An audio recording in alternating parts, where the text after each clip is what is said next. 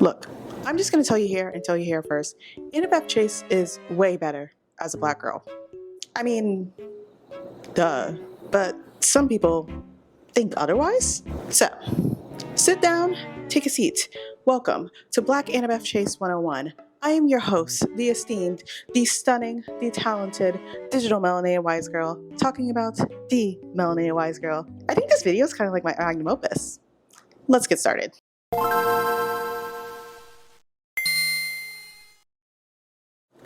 Hi, I'm Tatyana, aka your melanated wise girl, and today we are talking about one of my favorite literary and now TV characters, Miss Annabeth Chase. Honestly, since they casted Annabeth as a black girl, I've been head first back into my mythology days in my early teens. I remember when I first picked up Percy Jackson, and now I'm here, sitting in a room talking about Black Annabeth Chase on a Friday night.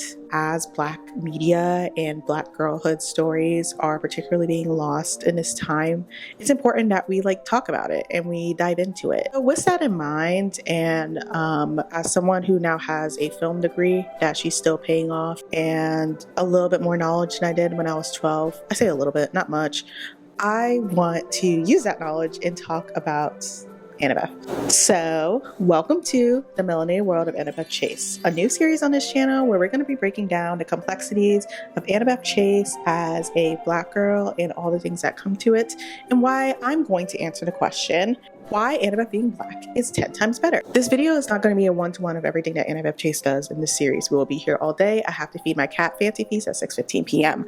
That being said, we're going to be talking about how her blackness is important and relevant to her storylines and how it makes her character more complex.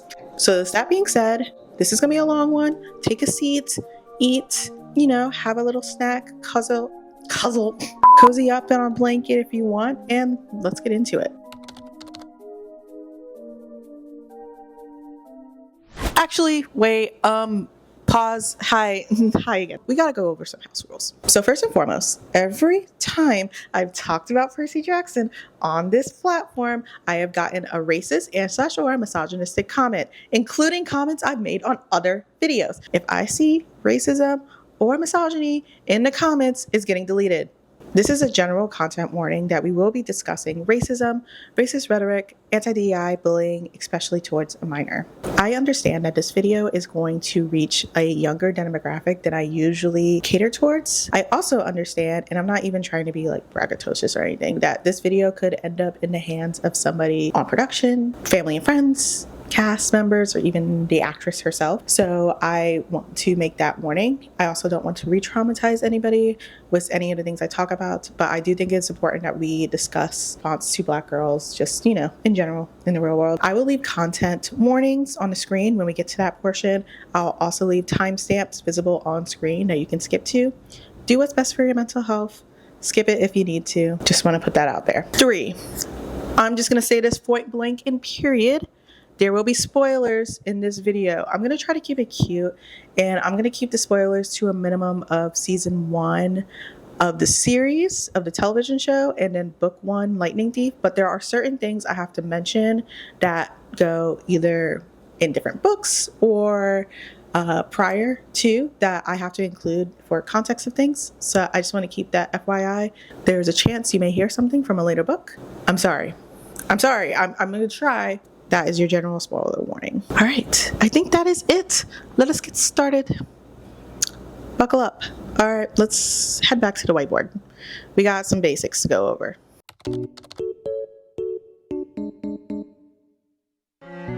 What? Oh, yeah. Give me a second.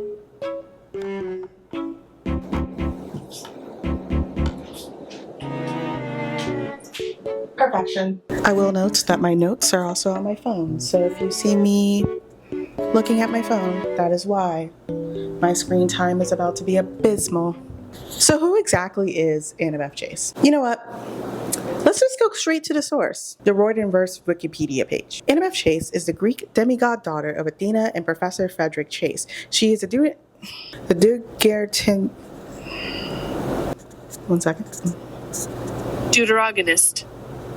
of the Percy Jackson the Olympians series. Annabeth didn't particularly have the best time growing up. When your parent basically drops you off at birth like a stork on the porch of your father, not looking off to a best start in childhood or in life in general. So that doesn't excuse Frederick Chase's crimes. Just an FYI. I would say Annabeth Chase's main personality traits, she's very witty, very loyal. She is incredibly smart in terms of both book smart, but also strategy. Incredible designing mind. She has a love and passion for particularly architecture and wants to be an architect when she gets older. Also, she is incredibly stubborn and has a lot of pride. I'm not going to get into that because that is more an episode 2 thing, but just know that is a very important aspect of Annabeth, and that is going to play into a lot of her story arc within the next few seasons. When I said Annabeth had like a bad childhood, I mean she had like a terrible childhood, right? After her dad remarried and had kids with his new wife, Annabeth and her human family, human side, kind of had a bit of odds with each other. This got to the point where 7-year-old Annabeth was like, you know what? I'm just better off away from them because I'm a burden. Also because demigods at that point are getting chased by monsters. So that's also a whole nother can of worms to deal with.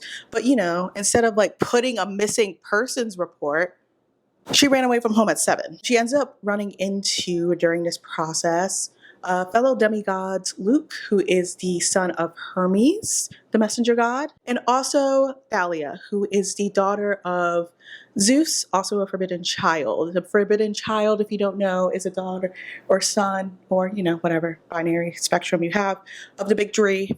So that would be Poseidon, Zeus, and Hades. So she runs into them and they end up taking her in, and they are trying to venture off to Camp Half-Blood, which is a sanctuary in New York for demigods to learn how to, fight off monsters, war strategy, Greek side, etc., etc. Remember how I said there's going to be spoilers? So here's the biggest band-aid. Thalia doesn't make it. Right when they get to Camp Half-Blood, like they're on the hill, Thalia sacrifices herself so the rest of the group can get into Camp Half-Blood at the last minute, because you can't test the fates, right? You can't test the fates, but Zeus is like, let me try something. So he turns Thalia into a tree. I need you to understand that if you are not a fan of like Percy Jackson and you're watching this, I'm gonna say things like they turned a girl into a tree, and you have to let me be serious about it, because that it's just the way it is. The tree also protects Camp Half-Blood through its like magical powers. I would like to mention that all what I've just said happened before season 1, book 1 took place. This all happened like 5 years prior to book 1. All since this has happened, Annabeth has been at camp. She's been at camp for 5 years. She is 12 when book 1 begins. This is important context. She's also been begging for a quest so she can leave camp. A quest, I like to call quest basically like an errand that gods usually give out. So, because there's certain things that they can't do on Earth, but their kids can. She's really diving into her demigod side. This is important to note, especially because of the fact that her human side, her connection with her dad is very severed. Last of note, Annabeth has 3 items of importance that you need to know. Okay, first and foremost, her hat of invisibility. This is a Yankee baseball hat. This was given to her by her mother, Athena. It gives the person who's wearing it the power of invisibility, like you're invisible. She uses it a lot. Second, her bronze dagger. That is her weapon of choice. Every demigod usually has some sort of weapon of choice. So her celestial bronze dagger is hers. It was given to her by Luke. That is important to note. Keep that in your back pocket. Lastly, her Camp Half-Blood necklace. Every camper at Camp Half-Blood has a necklace that they wear. Each bead corresponds to a year that they've been there. So Annabeth has 5 beads at the beginning of season 1 and book 1. In the middle of her Camp Half-Blood necklace is her dad's college ring. While it's not explicitly mentioned in the books, Annabeth has always been depicted as white. In official fan art, sorry for the upcoming jump scare. When it comes to the first iteration of fan art, I have so many questions about their interpretation. I always wonder, had the artist ever seen a child? Do they hate them? I particularly think of Nico. Sorry for the jump scare once again. He looks like he would bite me.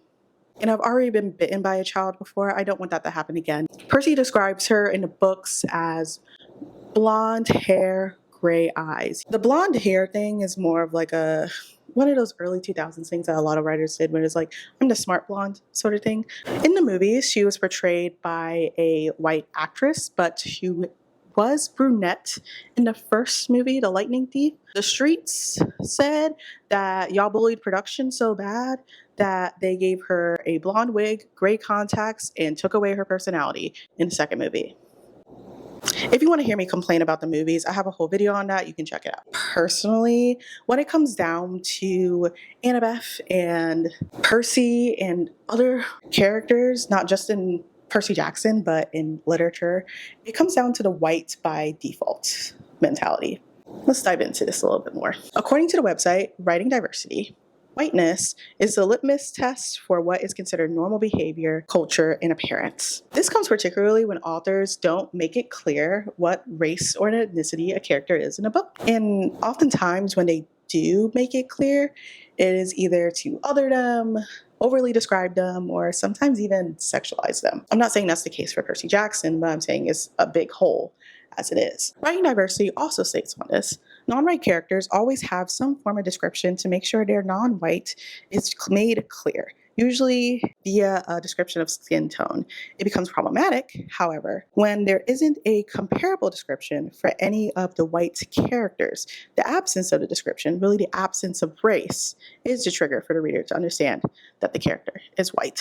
So when it comes time to adapt a work in a different medium, usually a visual one, there's mixed opinions and mixed interpretations of what they saw that character to be. When the entertainment industry has white as a default, things begin to happen. I think a most recent example of this comes from the casting of the new Hunger Games movie, Sunrise on the Reaping, and certain characters being a different race than people expected, and even going back to Rue's casting in the original first Hunger Games. But it causes people to ask the question, why are they white? Wait, but were the characters ever really described as black? Except in Rue's case, she was. Y'all were just racist. But that echoes a later point we'll get into. There's also a personal thing that I personally see in fandom where a depiction of a character anything but white is frowned upon, is egged on, etc., etc. I can't believe I'm saying this, but referencing Reddit of all things, I stumbled upon a really interesting post. I will leave it in the link below, as well as other things I've referenced in this video, talking about whiteness, particularly in fandom and fanfiction culture. This sort of post talks about particularly the Marvel and DC fandoms and how they utilize race and talk about things in fanfiction. But I think it brings a point of a lot of the times it's done for diversity points. But there's also a thing where I feel like in fandom, a lot of the time, if a race is changed in like a ship dynamic or things of that nature, in heterosexual relationships, it's usually the guy. I think there's more of a sense of tolerance to make the guy a different race rather than the girl, because let's be honest with ourselves here, a lot of people want to insert themselves in the female character, aka insert themselves in Annabeth. We've all had our things when we were teenagers, and fandom in itself is a learning experience. There's a lot of canonic events you have to go through. That being said, I don't think it's harmful until either you're pushing it too far with particularly real life people and /or I should say, you're putting yourself in a position where you can't think of any other depiction other than whiteness or other than yourself in these characters. And that's where I think some of the issues came into play when the casting was announced. We should sit down for this one.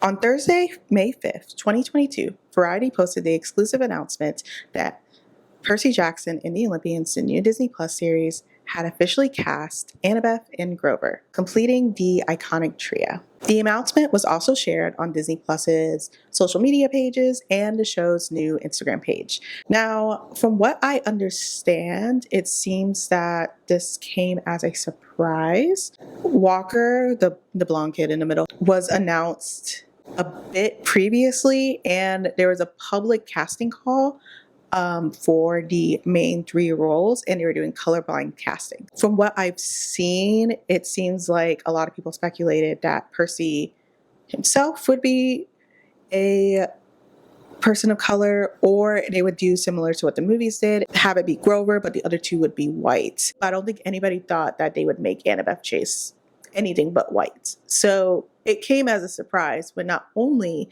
Annabeth was of color, she was Black. My curated timelines on social media were really excited about the announcement. I think it ignited a mythology phase that a lot of people had. Oh, we got a Black girl, we got to support the Black girl, so now we got to reread the books, we got to learn the lore again, etc., etc. If I remember correctly, this led to the creation of a Black Twitter space series where they reread the books. I do remember tuning into the last Olympian one, and I just love Black people. I love our people so bad. I do also appreciate the fact that this has allowed me to connect with other older Black Percy Jackson fans and talk headcanons, and it makes me feel not alone. And I appreciate y'all. I love to y'all. But like I said, that was my curated timeline. We have to talk about everyone else. Content warning, we are talking about racist rhetoric, racism, anti-DEI, and bullying towards a minor. There will be timestamps right below me to tell you where to skip to a more lighthearted part of this video. That being said, let's get into it. The internet is the internet, right? And they have their opinions. They're not always good. People express their opinions on the official social media post. Let's look at some examples, shall we? I am not sad. I am heartbroken. White Hazel next. Honestly, wouldn't have cared about the cast if it hadn't been a clear diversity hire. Like, I like the movies, even though they only made 2, but I like the cast despite it not being one of the books. But this is clearly checking off boxes. Bro, what is this cast? Blonde hair, Annabeth. Percy, green eyes, black hair, Grover. ... Why does representation have to depend upon already established characters? Why can't she play Hazel if they ever did Heroes of Olympus? Having a Black lead character is not the issue. It's the fact that you're spitting on our childhoods. Y'all see how dumb y'all sound? Anyways, I would like to say my personal favorite, Percy Jackson and the Great Potato Famine. What the F? Cast Greek people. Somebody replying, the books are fictional. Rick said that. He said the gods don't have DNA.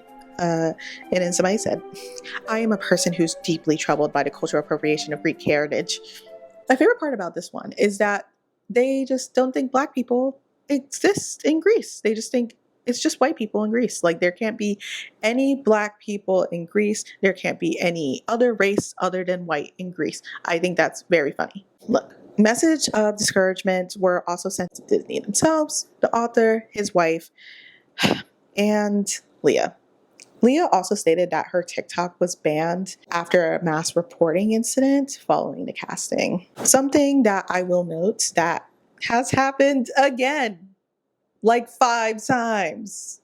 Jokes aside, I have a lot of feelings when it comes to what happens. I often reference it back when I see it happening to other people, or when I see accounts who took part of it or enabled it and try to erase that history. I think what best describes my feelings about it comes with this beautiful essay from Teen Vogue, created by Stitch, not the character, this is a person, titled On Percy Jackson, Doctor Who and the Rage of Racism Around Race Bending, in this quote in particular. When we see a new performer of color, and especially one that's young and Black, has been cast as the lead or significant supporting character in a piece of culture, one of the first things we feel is panic. We feel concern as fans of color who have likely been harassed ourselves over fandom, and we hope that for once they get support a little stronger than our local defense squad. Oftentimes, when this sort of thing happens, we don't see support, or at least support statements come out from studios, or showrunners, or creatives, or even cast members themselves. This has been the case for several Black women over the years. I think of Starfire from the Teen Titans live action, Rue from the Hunger Games, Bonnie, Vampire Diaries. These people get this massive amount of racial hate and almost 90% of the time, nobody backs him up. They just have to deal with it themselves. So I was quite surprised when only 5 days later, Rick Riordan took to his social media pages as well as his website to talk about it. He wrote a blog and a social media statement about the matter. I would like to note that this blog has since been removed from the website, but before the pitchforks come out, I will say it probably was part of just a massive sweep of archived blog posts from before 2024. So I think that's just the case. I don't think there was any malintent to it. I just think it was just one of the victims of those blog posts. But you can still read the blog in its entirety across different platforms and articles, and I'll leave the web archive link below for you to check it out. The statement is pretty long, but I do want to highlight some parts, including: you are upset, disappointed, frustrated, angry because a Black actor has been cast to play a character who was described as white in the books. She doesn't look the way you imagine. Going on to say, you are judging her appropriateness for this role solely and exclusively on how she looks. She is a Black girl playing someone who is described as white in the books. Friends, that is racism. We know that this channel, we do not give cis white men their 10s. I have to give him a 9. I know that's a really high. I have to give it to him for this statement, though. This statement is incredibly written. It's incredibly researched. And you can tell he was pissed.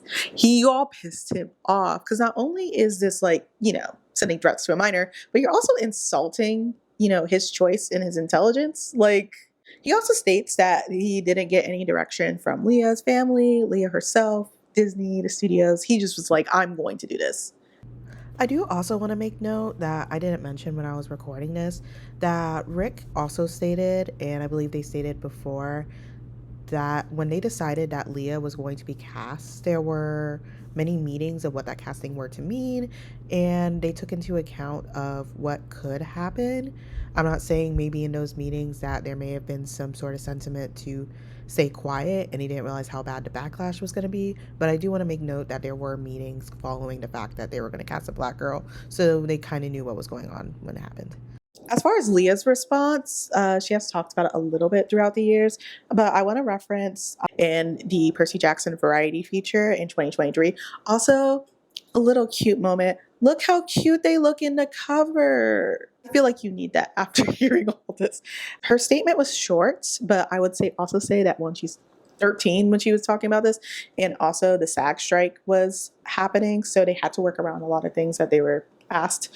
It got to me for the quickest second, 90 seconds, Jeffrey said about the debacle. But I know that no matter how many people are going to say bad things, it's never going to be true. She adds, this sounds really weird, but I don't blame them. Those people might not know how to adapt. Me, no matter who they put in it, I would love it either way because it's just a show. It's not like I fired anybody. I love that last part of I didn't fire anybody. I just got cast. I was just the best. What are you going to do about it? Perfect, period. And also to keep up with support, fans trended hashtag Leah is our Annabeth, which I think is also very sweet.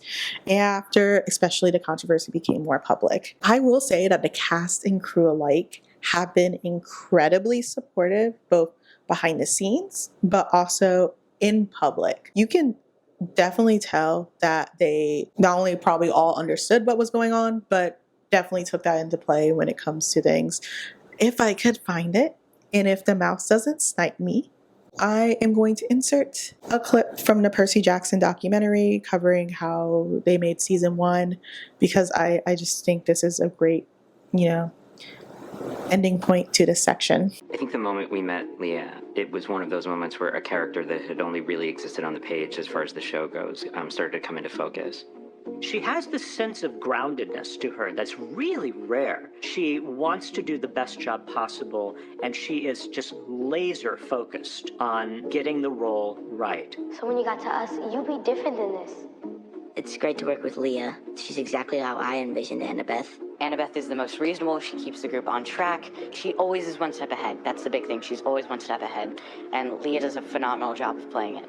I just think it's really refreshing to see a cast and a team 100% behind a Black girl in particular. And you can tell, and I'm trying not to be very Like, I'm 25, right? Like, I have that into perspective, and like, we should touch grass instead of caring what, children do outside of their respective roles. You can tell in interviews, and you can just tell that they all do generally have a friendship and care about each other, and they also very much are protective of her. Leah is the youngest out of all the cast members, so I think there's also inclination to protect the youngest. I've talked long enough. Let's get into the introduction of Annabeth.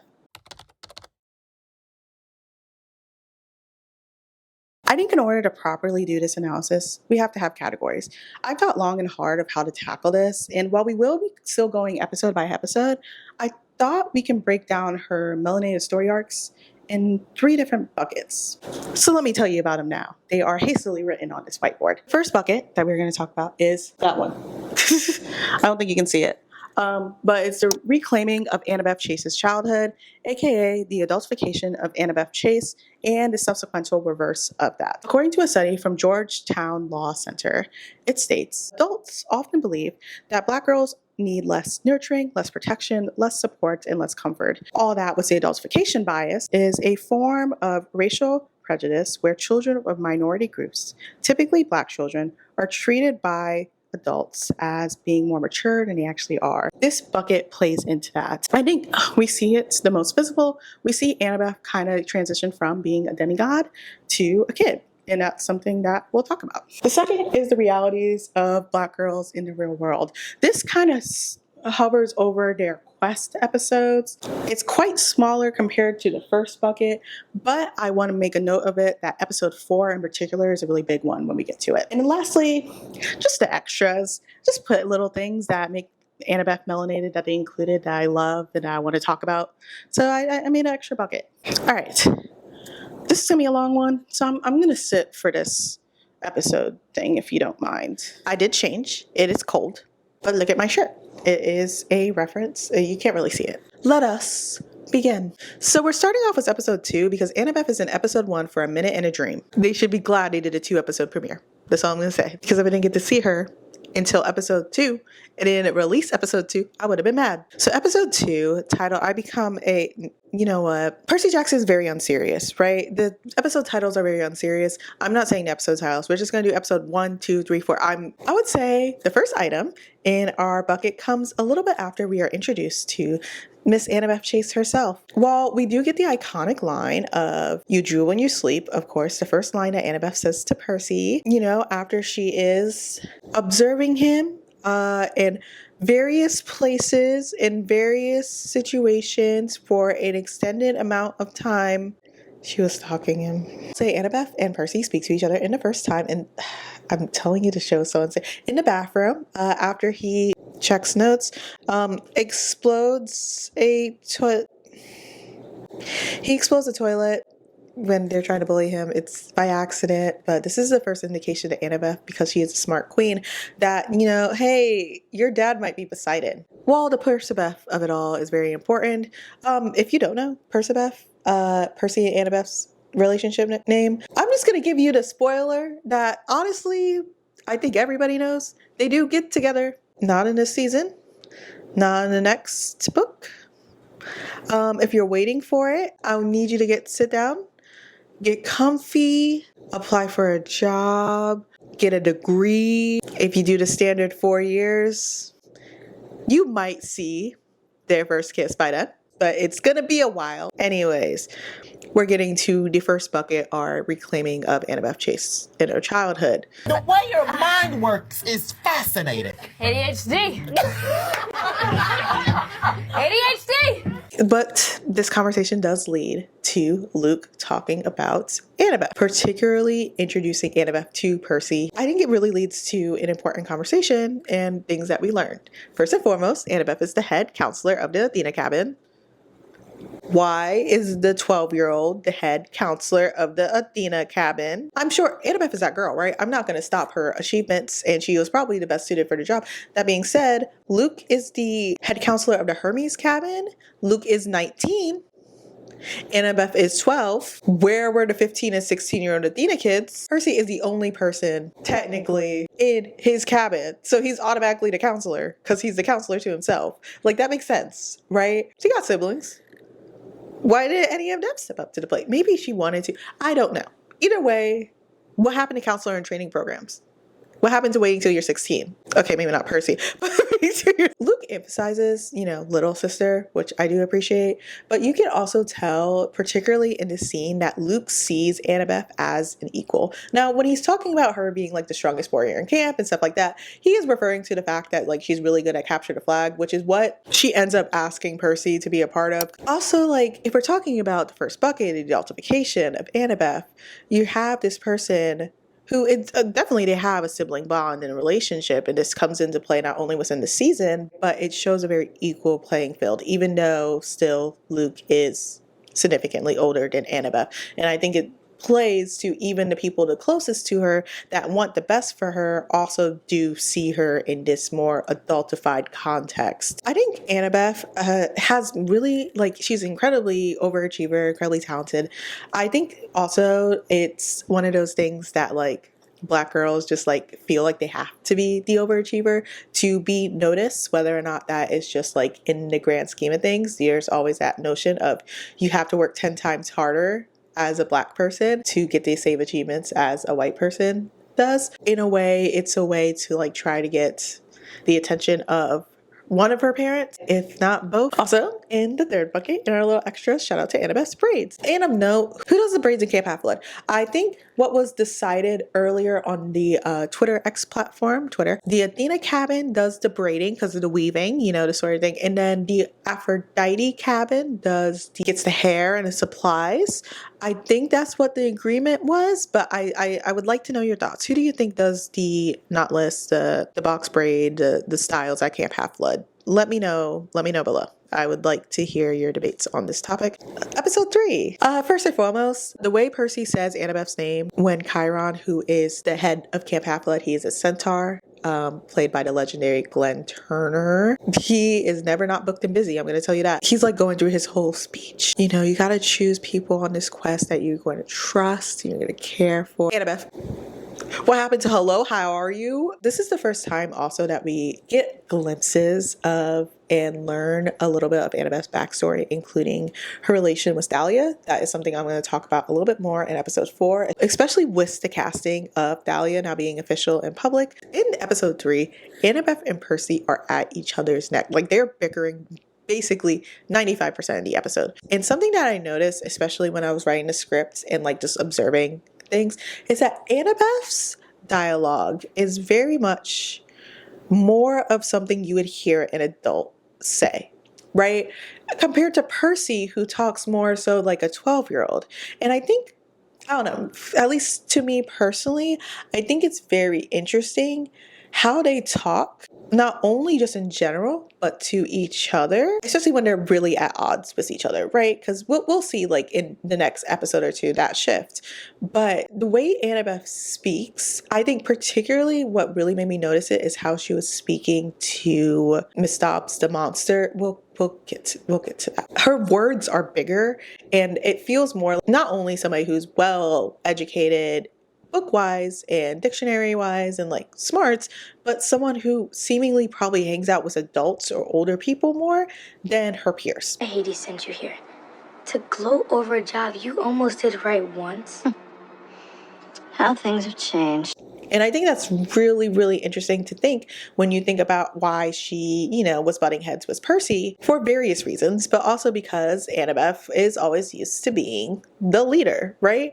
When they start the quest, she feels that Percy is more so undermining her, and she doesn't necessarily know why. And I noticed it's like this trend of Black girls being undermined when it comes to leadership roles and things, and she may have thought it was something along the lines of that, but it's just because Percy is kind of rude. He was rude, but he was going through it, right? Like, for context, this is an Annabeth video, but just for context on his mindset, it's like been a week. He just found out he was a demigod. His mom got kidnapped by Hades, and they accused him of stealing something he didn't know existed 1 week prior. And now he has to go on a quest to return that thing and get his mom. So when they're bickering and they're like fighting, right, I think that needs to be considered. Now, back to the Miss Dobbs of it all. Percy's math teacher that actually was not really his math teacher, but a monster that is now following them.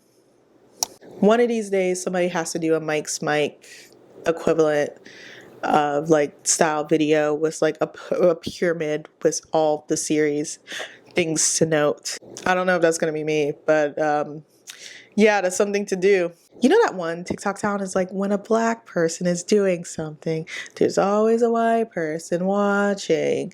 Yeah, no, that's Miss Dobbs while Annabeth is just trying to find some candy. This scene, of course, is like super adorable. We have to keep in mind that Annabeth has not been in the outside world in 5 years, so she's pretty excited. She's looking around, she's looking at the architecture of New York, you know, getting all giddy, but also she doesn't know what candy to get because she just wants to be friends with the boys. So Annabeth talks to her on the bus, and Miss Dobbs is kind of offering Annabeth a deal. This is something that also happens with Percy, with Medusa a little bit later in the episode.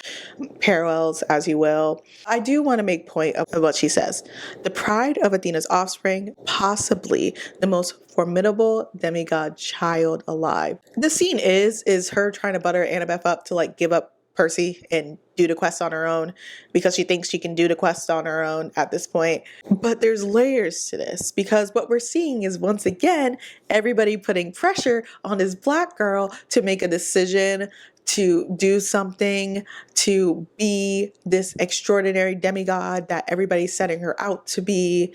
There's like, you finally got your quest. What are you going to do with it? And that's a lot of pressure to give a 12-year-old. She ends up killing Miss Dobbs' sister, by the way. So you got your answer there. This moment is not, I guess this is the extras, but I also do want to discuss, it was episode 3 really quick, Medusa being a woman of color, because I think that's really interesting when we talk about how Medusa and Annabeth's conversation goes. So they end up stumbling upon Medusa's house. Medusa gives them food, trying to, you know, get them to stay and do her bidding instead of like, you know, but Annabeth is also very hesitant, if you know. But I think it's very interesting that Medusa was a woman of color because it allows Annabeth a better chance of looking at the whole story, because in the show they do, in comparison to the books, mention how Medusa and Poseidon's relationship maybe wasn't consensual. The Medusa tattoo is something for a reason. Gods and her mother, or at least her relationship to her mother, is the only thing that she really understands right now. So that world being shattered is a lot for her, which is why I think she also is very combative, particularly with Percy, who is very anti the gods and anti his relationship with his dad, who he's never really met. If you want to know how that episode ends, they kill Medusa. Percy decides to ship Medusa's head to Olympus. Despite best efforts, her and Percy kind of come to a truce of some sorts, and this gift was all over my timeline for a week. Moving on, episode 4. Whew. The train scenes. So episode 4 really much covers just a black girl in the real world bucket. And I particularly want to talk about 2 things out of that. First and foremost, it's not the beginning scene, but one of the first scenes that we see. Percy and Annabeth are up late in their train car and they are talking about their backstories in their past. And this is when we see Annabeth really open up for the first time about her backstory in this series. Before we get into it, her little sheep scarf is very cute. If anybody knows where they got it, please let me know. I would like one. Also, I love the concept of like Annabeth packing a little thing to protect her hair. And thank you to whoever was like, hey, Annabeth needs something to protect her hair. Do you know how mad I get when TV shows have like black girls who have protective hairstyles, or just like black hairstyles in general, and like have them like at a sleepover or something, or sleeping, and they don't have anything on their head? I mean, sometimes I forget to put my bonnet on, but like, where is your little scarf? Where's your bonnet? Where's your do-rag? Like, what happened? So Annabeth talks about how she ran away from home. I do like Percy's reaction to be like, left? What happened to a missing persons report? What happened to looking for your child, Frederick? In the books, Annabeth runs away, but in the books, Annabeth is white and blonde, right? I feel like a white blonde girl would probably get reported, or at least like, you know, brought to a station before a young black girl.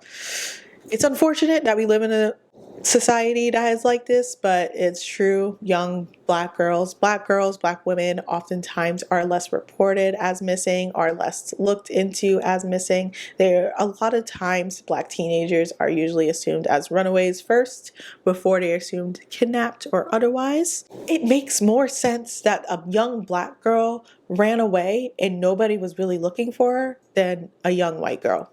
Also, she talks a little bit about her relationships with particularly Luke and Thalia. Thalia in the show is going to be black and also British, which I think is very funny. The actress is British and they are having the actress keep her accent. I'm so interested to see how they do this for many reasons regarding Thalia's story of that. One thing she makes note is that Luke let her in immediately, but Thalia had her prove herself, something that she thought she was also doing to Percy when they really first started getting on the quests, because that's what was done to her. But I think now that we know that Thalia is black, this has a whole different layer to it. I think Thalia, and I hope they explore this in season 2, I would see Thalia looking at Annabeth as some sort of mirror. She's seeing this young black girl who looks probably just like her, who she sees similarities to, right? Going through the same thing that she is going through, and maybe she was tough on her, yes, to make sure that she was good as a demigod, but also because she knows that young black girls go through it in society, right? So like, I need you to prove that you're able to take this on, rather than just maybe some older girl being a little bit harsh on a child. So a different angle was her relationship with Luke, but that's a topic for another day. I think the most forward moment of Annabeth being a black girl in the real world comes a little bit after this scene, particularly with her encounter with a trained security guard officer. A monster does blow up their train car and then tries to point them for the blame. And the monster is disguised as a older woman and her chihuahua. This series is unserious. You have to take it seriously for this to. So when the security guard is like, hey, y'all train car exploded, what's going on with that? Let's talk about it. The boys, Percy and Grover, are kind of like a little bit argumentative. They're not super aggressive. They're pretty like, yo, like, what is this? We're confused. I don't understand. Like, why are you accusing us of this? We didn't do this. But the officer is very noticeably remaining calm as he's like explaining, like, yo, I just need to know what's going on. Like, I don't know, etc., etc. And then Annabeth very calmly goes, are we under arrest? Which is a great question to ask. And the officer, he becomes very aggressive, noticeably so, towards Annabeth. Not the boys, Annabeth. And we have to keep in mind that Annabeth has lived in Camp Half-Blood for the past 5 years. She doesn't understand, the racial implications of certain things. She goes at him again more aggressively. She's like, are we under arrest? Answer the question. And then in typical Disney fashion, they are detained. I don't feel like I need to say why. It's obviously because she's black. I think it's such an interesting thing to include in this show, and I believe it has been proven that this was intentional. I would like to mention at this point that they have different, experts in analysis, and there's somebody reading the script for a racial analysis. So that is to make of note. So it's not surprising that something like this was probably added in during those processes, or even during the writing. This is why I say when the behind the scenes crew, the team, the writing team, producing team, they know Annabeth is black, and they know Annabeth is black in this world. So it's very interesting to see things like this they put in to kind of emphasize that. Even though it sucks, it's a true point that she would have to deal with in the real world. Other than that, nothing big happens to Annabeth in this episode. Other than like her mother being upset that they sent Medusa's head in the last episode to Olympus. So in response, she decides that, screw my kid. I'm going to allow this monster into my sanctuary, even though monsters aren't typically allowed in my sanctuary. So she can kill you because you need to be punished for the fact of something that a white kid did. Yeah, just that. But I will say, back to our first bucket of the reclaiming of Annabeth's childhood, this is also one of the first episodes, I would say, after the train scene, more specifically when they're in the St. Louis Arch. Her conversation with Percy, I think it's one of the first times that we actually do see Annabeth talk more like a child and have a bit more banter. It's because she's also getting to know Percy, but we're starting to also see Annabeth, the turns of her becoming a 12-year-old or like acting like a 12-year-old are starting to hit during this episode. Episode 5. Annabeth sees the fates. Annabeth sees the goddamn fates. Let me compose myself. Let me explain this very quickly. If you see the fates, it's not the best case scenario. She sees the fates and then she sees them clip a piece of yarn. If you see the fates clip yarn, somebody's about to Control Alt Delete. So it's not good. And Annabeth gets really, really stressed about it. This is something that needs to be kept in the back of your head as it comes into play in later seasons, in later books. But also a note, this is very different from the book because Percy is the one that sees the fates at the beginning of the first book, not Annabeth. So the fact that Annabeth saw the fates and not Percy is very interesting in things that come in the future. That's all I'm going to say. Also to note, when they are first out in the St. Louis Arch and everybody's kind of like, freaking out because there is currently a hole and burning in the St. Louis Arch. Also, the train exploded. So there's a lot of things going on that these kids are kind of getting accused of. Annabeth is like, Percy's alive. He's somewhere. We just got to find him. That's her tunnel vision at the moment, and it's not something that's going to stop. And then there's Grover. I'd like to make a note that Grover, the goat, literally, he is a satyr. Grover is like, hey, bestie, we're brown. We gotta go. We look suspicious because Grover has lived in the real world. He was Annabeth's satyr when they were trying to get to Camp Half-Blood. Satyrs are like usually help with missions to get campers to Camp Half-Blood, but they're not usually on a quest. But again, one of those moments of black girls, or at least brown kids in the real world, Grover's kind of sensing what's going on. Grover's also 24. Did I include that? Grover's 24. I just want to include that. Satyrs age differently, so he does look 12, but he is 24. Why is Grover my age? This is the Annabeth and Percy episode. Basically, Aries is like, hey, besties, I'll help y'all get to like where you need to go, but like, y'all need to do something for me because these gods can't just give these kids a favor. And they are sent to a amusement park that Hephaestus created and have to go through all these trials. They go through the tunnel of love, all those 9 yards. Very, very chaotic. I will also like to mention Frederick Chase. They're talking, right? Like Annabeth and Percy are like kind of just talking. And she's like, and he mentions like some movie reference. And she's like, I've never seen one of those. Frederick Chase. Why hasn't she seen a movie before? What happened to Sesame Street? What happened to PBS? She said the first 5 years were good, but you haven't showed her a movie? Frederick Chase, would I catch you? Would I catch you? Anyways, also I love that Percy was like, world stuff is done. We should go see a movie. I can show you a movie.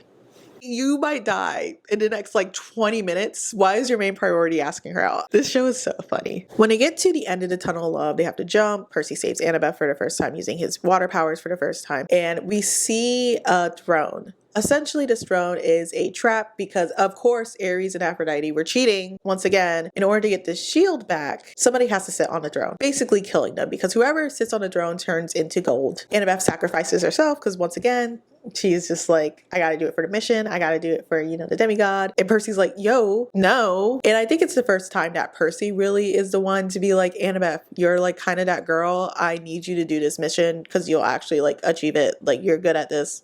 Just like, get my mom back. That's all I ask. And I think for Annabeth, this is a real turner because this is also the first time we see her kind of defy the gods for herself. Because after Percy turns into gold, she instantly ignores that shield, ignores the glory, ignores getting the chance to like really get, time with her mother, immediately goes to trying to figure this throne out, which she's not going to figure out. But that doesn't matter because she is like, I'm going to get Percy out. I'm going to get this kid out. I'm going to get this kid who I feel like knows me more than like my parents do. Seeing this and seeing her monologue, spoiler alert, this did get Leah an Emmy nomination. I believe this was the episode they submitted. I hope this was the episode they submitted because incredible monologue from her. But this opens the door a lot to not only her relationship. This is the first time she really goes like, the gods kind of suck. And y'all suck, and y'all keep putting us in these things. And now this guy is dead. He's known he's a demigod for a week. And now he's doing self-sacrificing things. This is the second time in a row he's sacrificed himself for me in 2 days. I need y'all to chill. Hephaestus sees this. He's like, not all of us want to be like this. Like, it's the way it is. He's like, this trap was meant for Ares, not y'all. So I'm gonna let your friend go. So she saves Percy with that. This opens the door to her really turning the tide on wanting to be solely a good demigod and try to be a little bit of both, but also opening the tide to her being more like a child. I think the speech that she does is one of the last things I kind of hear her speak in this more adult rhetoric. From here on out, it's more of this speaking on the level of like what I would expect a 12 to 13-year-old speak. Episodes 6 and 7, I will like to note that there is not much in any of my dream melanated buckets, but there are things I want to mention as they do relate to Annabeth's storyline as a whole. I think there's some things that we need to mention for context. The personality, I think her true personality is really starting to show. Typically very bantery with Percy. They have a very jokey kind of relationship. Also, this trust with Percy starting to grow in their codependent nature. This is something I'll probably hit more on in episode 2 when we talk about season 2. Yes, season 2 comes out in December. I'm sorry I have to break the news to you. That's not that we're not going to. Yeah. Something I would like to note that's different from the books that we learn a little bit more early on is Luke's relationship with his father Hermes, because episode 6 is at the Lotus Casino. If you remember the movies, it was the Lady Gaga scene. I mean, it was kind of iconic, but like, did you expect them to let those kids be high? Anyway, we learn more about Luke and Hermes' relationship a little bit more early on than we find out in the books, which I thought was really interesting. And that's important to note because Annabeth has met Luke's mom. Her relationship with Luke and how Percy sees that relationship and how that kind of corresponds to further storylines is very important to note. So Percy kind of having this insight of Luke plays a little bit into Annabeth's future story arcs and also Percy and Annabeth's future story arcs. I just want to keep that into consideration. When they're talking to Hermes in this moment, Hermes like just touches Percy's hand and he gets like a dramatic flashback. And when Hermes is like, I got something for you too, Annabeth dips. Rightfully so. Why would you try to traumatize my girl? It also makes you question like what was he gonna show her? I'm assuming what the show is alluding to is maybe something related to her dad when she actually ran away. Or maybe even Thalia's death, which is why would you do that to her? Hermes, when I catch you. Episode 7, they're in the underworld. Not much about Annabeth, particularly because Annabeth is in like 15 minutes of this episode also. So mostly Percy and Grover, which is great for their relationship building. And this is when Percy finds out he's been tricked, et cetera, et cetera, et cetera. Again, trying not to get into it too much, so you can watch the show if you haven't. But we note 2 things. First and foremost, we are still seeing Annabeth really much so. She's starting to bring up past memories of when she lived with her dad. The fact that she had a dog, it helps them come into play when a 3-headed dog is attacking them. And the fields of asphodel, I might be saying that incorrectly. I'm sorry if I am. You get stuck. If you have a regret, Annabeth gets stuck in the roots. It seems like she has some sort of regret about a choice she made or didn't make. We don't know what the regret was. She does not state what the regret was, nor is that ever resolved in the next 2 episodes. But she uses her like pearl that Percy got to like help them escape the underworld. Personally, I think they were alluding to it being about leaving her dad and kind of leaving that family behind, especially as she's starting to get back into wanting to be more of a kid and embrace her human side a little bit more. So maybe that's what the regret is her running away. I remember when this episode first came out, there were speculations that maybe it's because she knew kind of Luke's plan. I don't think that's the case. I spoiled it. So y'all want to know who the lightning thief is? I have to tell y'all in order for this next thing. I'm sorry. The biggest plot twist of the season. So Luke's the lightning thief. So welcome to the season 1 finale. So not only is Luke like the lightning thief, he's also very complex because there's a lot of emotions there, but he's also one of the main villains of the series now. So yeah. So you can imagine that's quite a lot to process for everybody. Percy, who he considered Luke being a friend to him while he was in the Hermes cabin. But Annabeth, on the other hand, let's just process really quick what she's just dealing with. This person that she's one of the few people that she truly trusts, like trusts with her life, feels like knows her the best, was like, hey, bestie, Actually, yeah, like Kronos, that like evil man, that table god or whatever. Yeah, so he convinced me to join his army, and I want to bring in a new golden age and ruin Earth. How would you feel if you're like one of your most trusted friends? Basically, your brother told you that. Actually, he didn't tell her that. He told Percy. He didn't tell Annabeth at all. Someone she thought she trusted, that they told each other everything, has been dealing with this, has been doing this entire time. That's a lot for somebody. That's a lot. This is not a melanated thing, but this is something that's very relevant and something that is going to play into future points of Annabeth and her storyline as a whole. And with a melanated lens now onto it, is going to be more complex as we get further and further into different seasons. In both the book and the show, Luke is like, hey, want to join the dark side? And Percy's like, nah. And Luke does try to kill him. In the books, I believe he sets a scorpion on him, and like Percy wakes up 3 days later and everybody's like, yeah, so Luke's evil. But in the show, it is a sword fight, which is a parallel to Luke teaching him how to fight. So it's very interesting. Luke does get the upper hand because at this point, I say at this point, he is the better swordsman because Percy learned how to pick up a sword 3 weeks ago. Annabeth is at the scene of the betrayal. It's a lot to process as a book reader first, knowing the events that happened after. Again, I'm keeping it cute, but Annabeth being there brings such a interesting thing to explore in the next few seasons. She states that she heard everything. That's like the only thing she really says. First and foremost, Annabeth throws the bronze dagger that Luke gave to her, so it distracts Luke. She throws what is considered his gift to her at him to try to harm him. And the parallels of this in future seasons is going to eat. That's all I'm gonna say. There was a couple discourse about Annabeth's reaction being more of a non-reaction. Like, I think she's just numb. Like, that's a lot to hear. That's a lot to process, a lot to understand. There's a lot of layers to consider with this. But I think the biggest one is this aspect of family that Annabeth now, again, is essentially losing another family member in this sort of ordeal. Can she take a break? Can Black girls have a break? Because Annabeth doesn't have one for the next 4 seasons. Okay, she's going through it. She's going through it. And particularly why?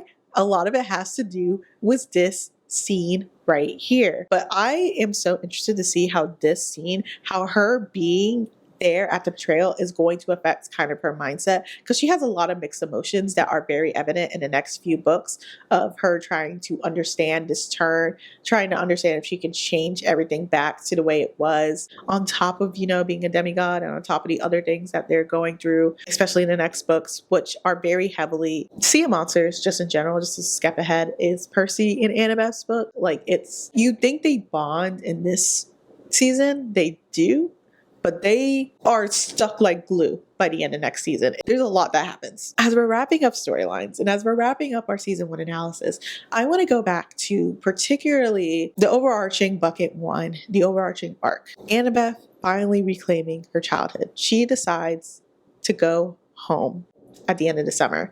This is huge. Annabeth has not been home, has not been with her dad since, you know, she ran away when she was 7. So this is a big deal. And we don't really get to see much of it because, again, this is a lot of this first season. This show is outside of Percy's POV as well. A lot of this first season is us learning with Percy. We didn't like get Annabeth deciding to write to her dad and him being like, hey, you can come home, like that sort of thing. She does tell him, like, Percy, when they're meeting to like leave camp. And there's one line that Percy says, just like as she's panicking after, you know, the Disney plug-in, you know, this time Disney World. She's like, we're going to go to Disney World. The next plug-in better be the Disney cruises. Put those kids on a boat. That would be a great promo. Also, we see her makeup is softer. We see her braids in like a cute little style. She's changing. And Percy is just like, yo, like, stop panicking about like what you're going to do. Just like, be a kid. I also want to end this, and I think this is best summarized from a quote from friend of the channel, Sophia Rains, who has this beautiful essay about the reclaiming of soft Black girlhood with Annabeth Chase. She also has a series similar to this one on her Substack. I will put both of those down below. She was also very encouraging in doing this for me doing this series. It says, and I quote, "The show is aware of this adultified Annabeth in constructing her character arcs this season, where Percy learns to be a demigod, Annabeth learns to be a kid." You know, of course, this ends with the famous hug with all three and them promising to return to that spot at the beginning of next summer. But I think that's a great way to kind of end this analysis. This analysis alone is an hour and a half of footage. This is going to be a pain to edit, but let's get into the impact.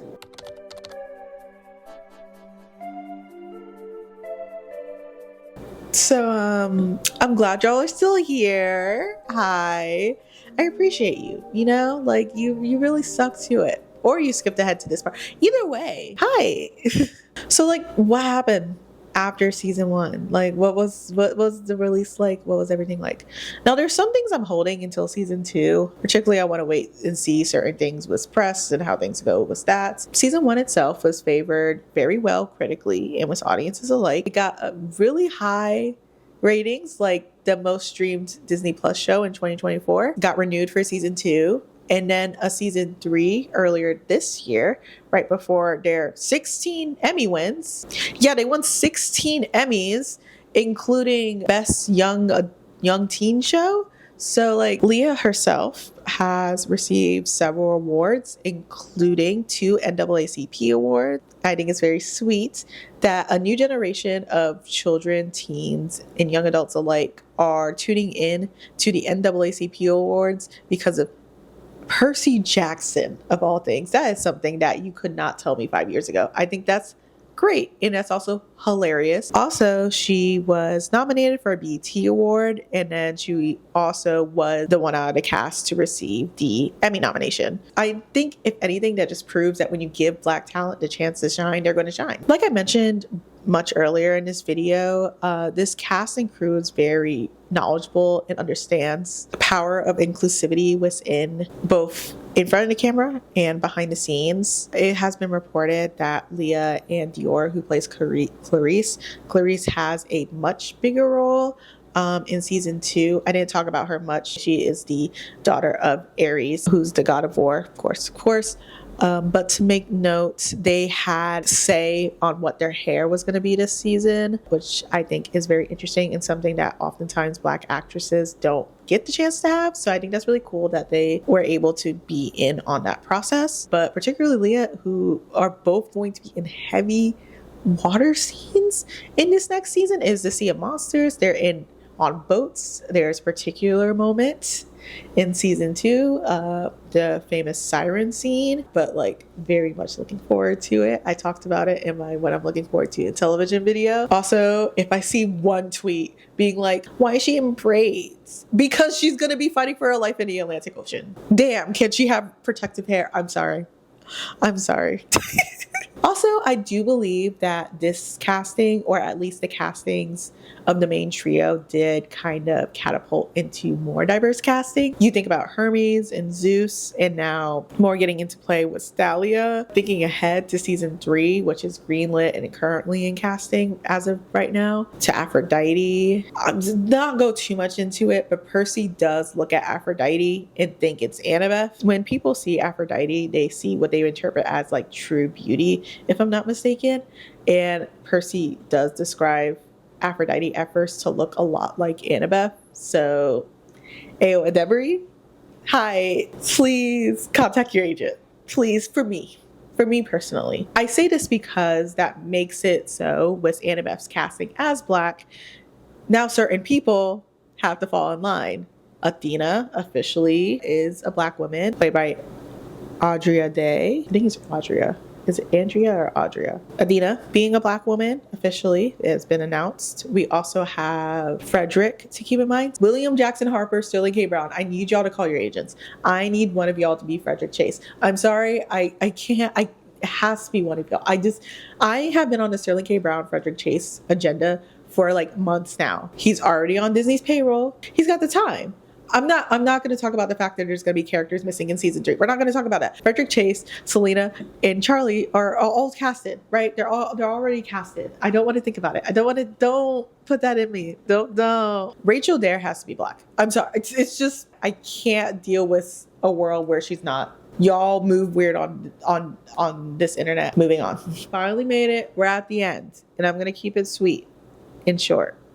Or is it short and sweet? I like how I'm saying that, like I can put the copyright music here and I can't. So I've done my fair share of black girlhood rants and stories and all that matters on my channel. So I'll keep this simple. Seeing a black girl on our screen, seeing a black girl in fantasy on our screen is just great in general, and I love that we are seeing that, and we're seeing more and more in that. Hopefully, I'm gonna hope this catapults not only a trend within the series itself, but a trend within media. Please, seeing the response to Annabeth, especially from fans. Like I love seeing like the videos of like little black girls throughout the world. Brazil particularly loves Leah. Like that's their girl there.